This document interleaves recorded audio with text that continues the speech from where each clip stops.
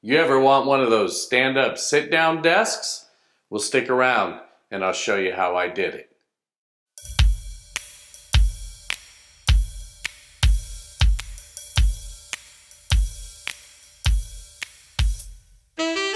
Hey guys, welcome back to the shop.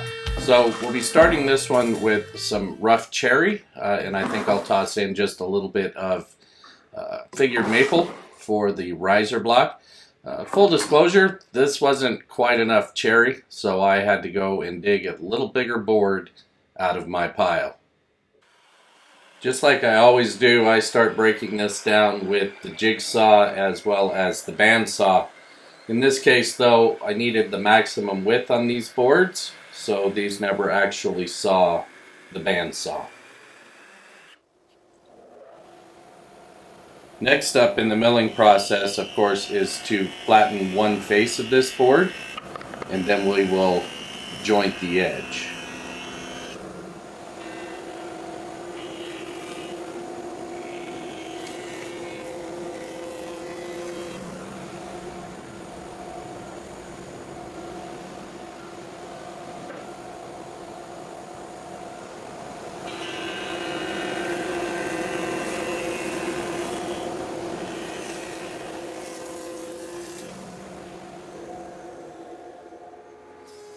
So with one face and one edge jointed at the joiner, I next went over to the planer to get the opposing face nice and flat.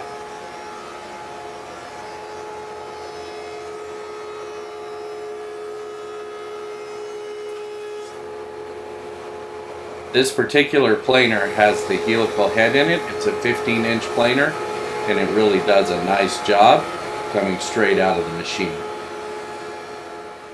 And the last step is, of course, over to the table saw to get that final edge ripped nice and straight. We'll have to joint this again one more time when we glue these boards up.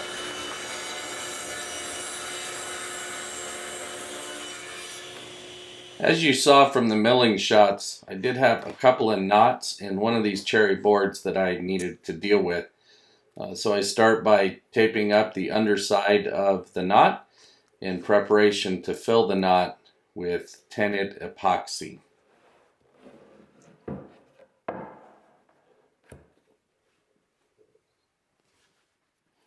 So the epoxy of choice here is West Systems, and it is tinted with a little bit of mahogany brown, just to give it a little bit of color.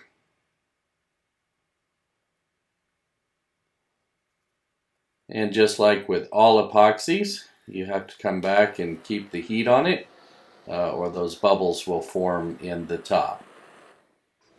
So while I'm waiting for epoxy to cure, I jumped over to the maple to start creating the riser. This was all milled exactly the same way as the cherry was. It's a Freud dado stack and an Incra iBox jig for these box joints. And of course we have to do these small risers as well, done pretty much the same way.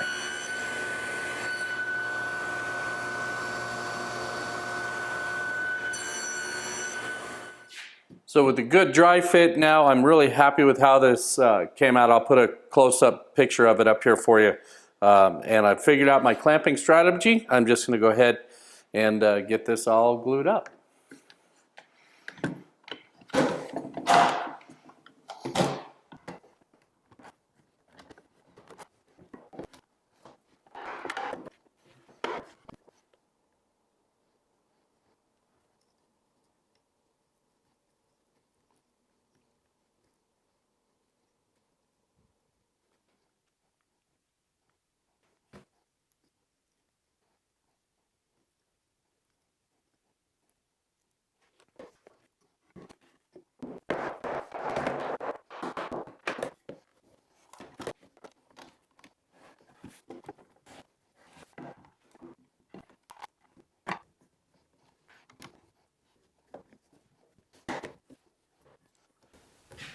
Alrighty, so there we go, all glued up. I'm gonna let this cure for at least an hour. I'll come back and start getting the stuff sanded up and make it look pretty. All right, so with all that in clamps, I'm back to the top, and these are still 2 boards. My seam looks fairly good, although it'll need one more time through the joiner, as well as I need just a little bit more epoxy fill. So pretty much the same steps as I did before. I'm just going to top off this epoxy and final mill this stuff, and hopefully later this afternoon, or tonight maybe, we're getting after a glue up. All right, so I have everything all ready to go to do this slab glue up. A lot of times I would put dominoes in here just for alignment, but these turned out so well, I just don't think they're needed this time. And just to edge my bets, I'll add a couple of cauls if I needed to, as well as some clamps here on the corners. But I'm just going to get this slab all glued up so I can start the finishing process.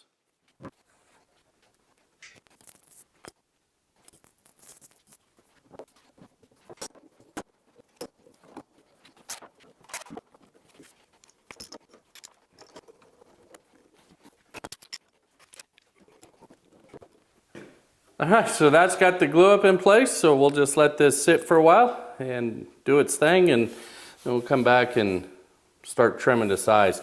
The seam just turned out great. The amount of squeeze out is awesome. I'm super happy with how easy that glue up went.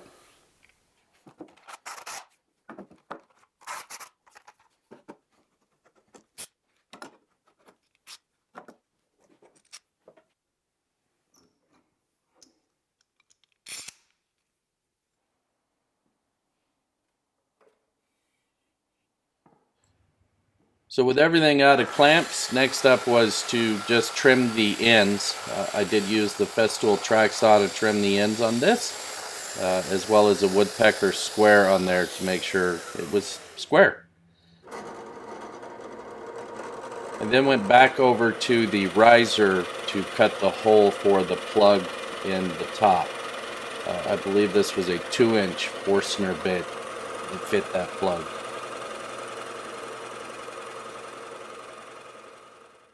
And then went back to the top, and I decided I wanted a curve in the front as well as the side, so I created some templates, and I'll put a picture of those up here for you to mark these out. And then I rough cut the material here with the jigsaw just to get the bulk of the material away. Next up, I went ahead and applied blue painter's tape using CA glue and activator to go ahead and affix that pattern to the front where we just cut the bulk of that material off, in preparation to use a flush trim bit and the router to clean up those cuts and get it ready for some sanding. I didn't want to try to flush trim all of this material at once, so I loaded up a smaller, I think that's a 1-inch white side bit into the router, and then created that first pass on there, so it actually came off very nicely, so no real big issues. Then I removed the template and used that first pass to go ahead and route the rest of it off with a slightly larger bit. So with the top flipped over, I went ahead and marked some lines about 1 inch down. We wanted to add a chamfer all the way around the bottom, which is a little bit tricky with those round edges. So I decided to try the power planer, which I have never done this before, and it actually worked surprisingly well. The material came off very quickly.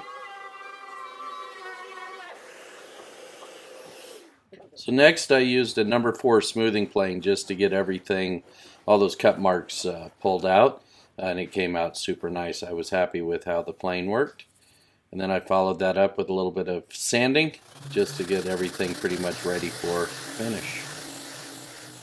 Then we went ahead and flipped the top over and just added a fairly large round over to the top all the way around. We did come back and do a little hand sanding. The last thing to do to the top was use this 2 3/8 inch Forstner bit to create the cord pass-throughs that fits the plastic parts that I had. As well, we went ahead and flipped it over, and I used a Vicks bit to locate for the mounting holes. And then of course we had to test drive it.